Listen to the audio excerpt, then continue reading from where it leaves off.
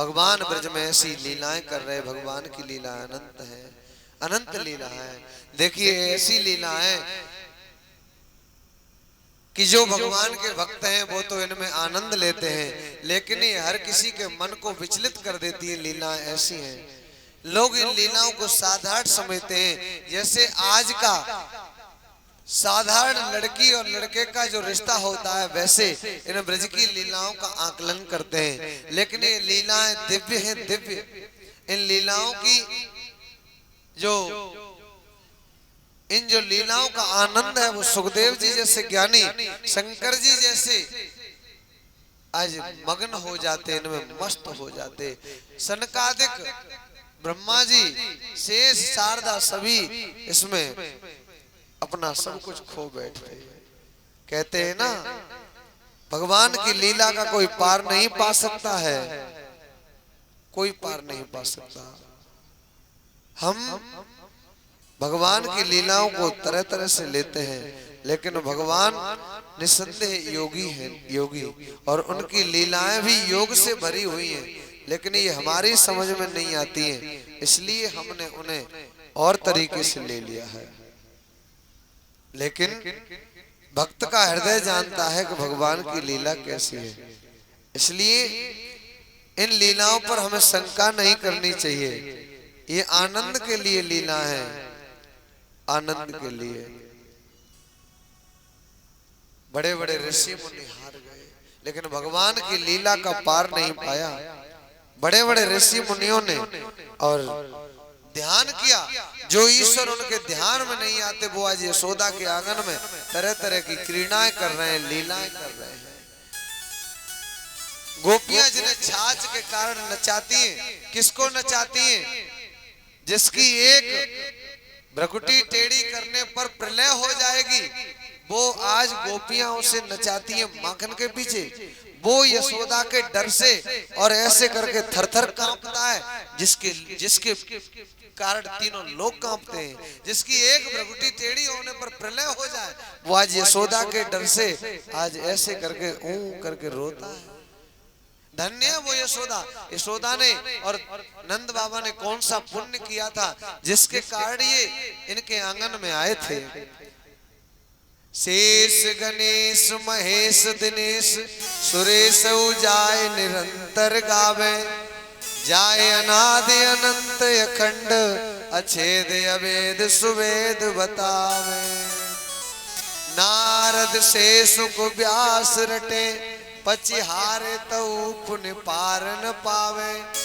ताए हीर की छोरिया छछियावर छाछ पे नाच न जावे। ताहे हीर की छोहरिया छछियावर छाछ पे नाच नचावे। या लकुटियर कामरिया पर राज तिहूं पुर को तजडारो। आठों सिद्धि नवो निधि को सुख, नंद की गाय चराए बिसारो। रस खान कबो इन आँखिन सो, ब्रज के वन बाग तड़ाग निहारो। कोटिक हो कल धोत के धाम, करील के कुंजन ऊपर वार। कवि रसखान कितना सुंदर लिखते हैं। अरे इसके ऊपर सब कुछ बारी बारी जाऊं, सब कुछ लुटा दूं अपना। यशोदा के लाडले, मेरी माताओं बहनों, ध्यान से समझना। सुखदेव जी ने, वो परिषद ने सुखदेव जी से प्रश्न किया, गुरुदेव नंद बाबा यशोदा ने ऐसा कौन सा पुण्य किया था जिसके कारण भगवान ने आकर के यशोदा का दूध पिया। जय जय श्री राधे। नंद बाबा यशोदा ने ऐसा कौन सा पुण्य किया था जिसके कारण भगवान ने मैया यशोदा का दूध पिया आकर के। पीछे समझ में आ रही है? समझ में आ रही है सबको? माताओं समझ में आ रही है?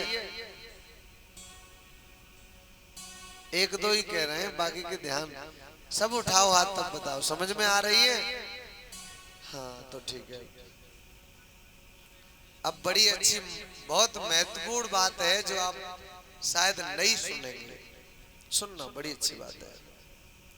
परीक्षित ने पूछा, गुरुदेव नंद बाबा ने मैया यशोदा ने कौन सा पुण्य किया था जो भगवान जिन योगियों के ध्यान में नहीं आते और वो यशोदा मैया के आंगन में खेले, यशोदा के आनंदित किया, यशोदा मैया नंद बाबा को कृतकृत किया भगवान श्री कृष्ण ने, तो जो योगियों के ध्यान में नहीं आते यशोदा नंद ने कौन सा पुण्य किया था?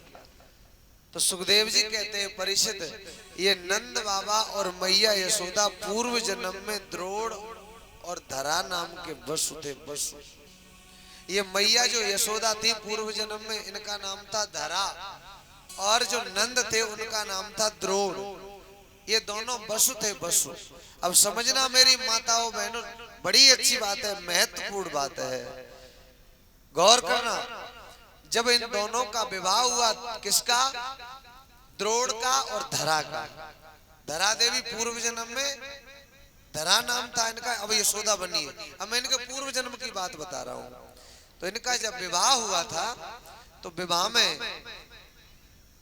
बीच में भाइयों, ए भाइयों, आप लोगों से ही कह रहा हूं, ध्यान दो इधर।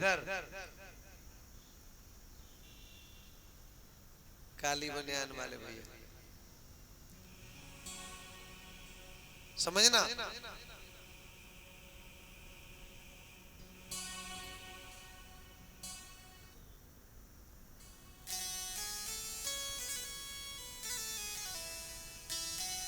क्या कह रहे हैं परीक्षित जी? हैं?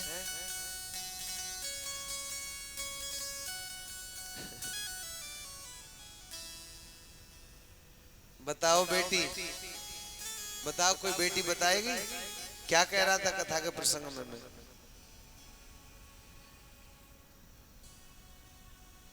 वाह, बहुत अच्छी बात है, बहुत अच्छी, ताली बजा दो एक बार।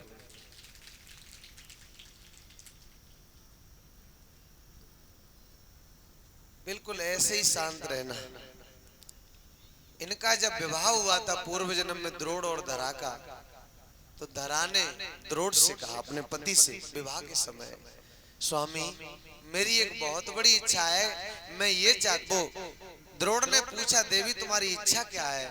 तो धरा कहती है, स्वामी मेरी एक बहुत बड़ी इच्छा ये है कि मैं ये चाहती हूँ भगवान में जैसे यशोदा वो कौशल्या के गोद में भगवान श्री राम खेले, वैसे ही भगवान मेरी गोद में आए, मेरे आंगन में खेले, मेरा दूध पिए, ये मेरी इच्छा है, मैं यही चाहती हूँ।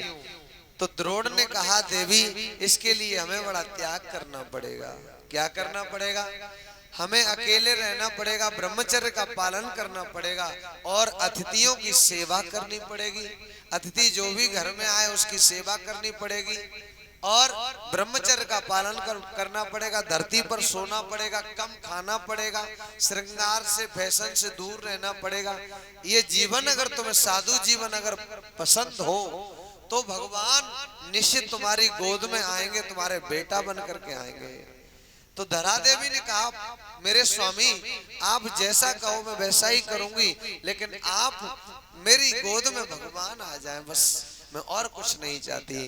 तो दोनों इतने धन्य थे, दोनों ने फैसला किया, दोनों पति पत्नी इतने दृढ़ संकल्प थे, दोनों ने संकल्प किया कि अब हम दोनों बड़े नियम से रहेंगे अच्छी तरह। और वो गांव से अलग एक थोड़ा एकांत जगह पर रहने लगे, जंगल सी जगह पर रहने लगे। और माता धरा जो है और द्रोण अपने दोनों पति पत्नी आनंद से उस जगह रहते हैं। जो द्रोण है वो मजदूरी करने के लिए जाते हैं। परीक्षित जी, द्रोण है वो मजदूरी करने के लिए जाते हैं, नौकरी करके पैसा लाते और उसी से उनका गुजर होती है। लेकिन जंगल में कोई भी अतिथि आ जाता था तो इसको ये भूखा नहीं जाने देते थे। इनके घर में कोई भी आ जाए तो अतिथि की सेवा अवश्य करते, भूखा नहीं जाने देते। लेकिन एक दिन की बात थी, द्रोण घर पर नहीं थे, केवल धरा देवी घर पर थी। और उसी समय एक ब्रह्मचारी अपने माता पिता को लेकर के आया, एक ब्रह्मचारी। जय जय श्री राधे। कितनी महत्वपूर्ण बात है। आप थोड़ा सा हलचल नेक में ही कोई आ रहा है उसको देखने में ही समय बर्बाद कर रहे हो। क्या कह रहा था मैं?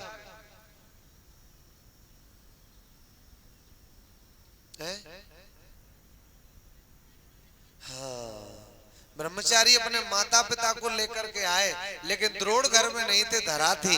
ब्रह्मचारी ने कहा, देवी हे बहन, मेरे माता पिता भूखे हैं, बड़ी जोर की भूख लगी है, कुछ व्यवस्था हो जाए।